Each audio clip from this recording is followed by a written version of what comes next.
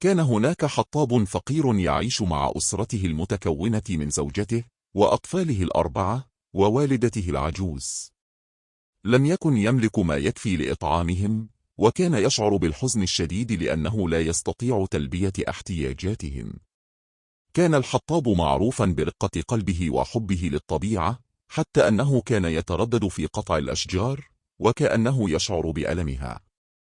في أحد الأيام خرج الحطاب إلى الغابة يحمل بلطته بعدما ودع أطفاله الذين كانوا يطلبون منه الطعام.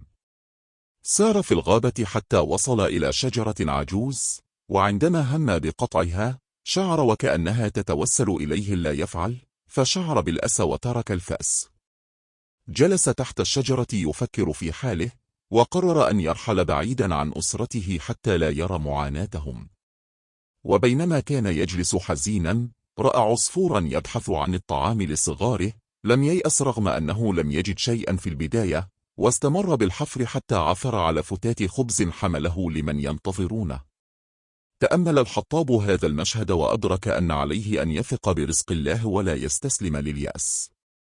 عندها وبينما كان يهم بالمغادرة لاحظ شيئا يلمع تحت الشجرة، فالتقطه ليجد أنه قلادة ثمينة من الياقوت محفور عليها اسم صاحبها.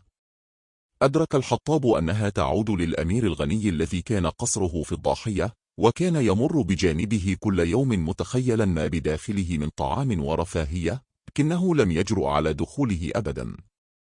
عاد الحطاب إلى منزله وظل يفكر هل يحتفظ بالقلادة ويبيعها لإطعام أطفاله، لكنه رفض الرزق الحرام وقرر أن يعيد القلادة.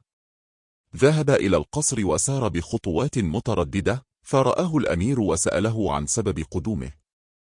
أخبره الحطاب أنه وجد القلادة ويريد إعادتها، فتعجب الأمير من أمانته، خاصة مع ملابسه البالية التي تدل على فقره. شكره الأمير وقال إنها كانت ذكرى ثمينة من والدته. كافأه الأمير، لكن الحطاب رفض أن يأخذ المال، وطلب فقط فرصة عمل ليتمكن من إعالة أسرته بكرامة. أعجب الأمير بصدقه وعينه حارسا لإسطبلات القصر، حيث كان بحاجة لرجل أمين مثله.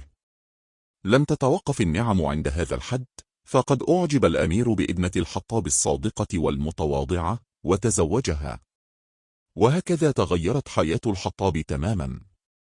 ومنذ ذلك اليوم كلما مر الحطاب على الشجرة العجوز شعر كأنها تبتسم له امتنانا، فقد ردت له الجميل، إذ كانت سببا في تغيير حياته نحو الأفضل.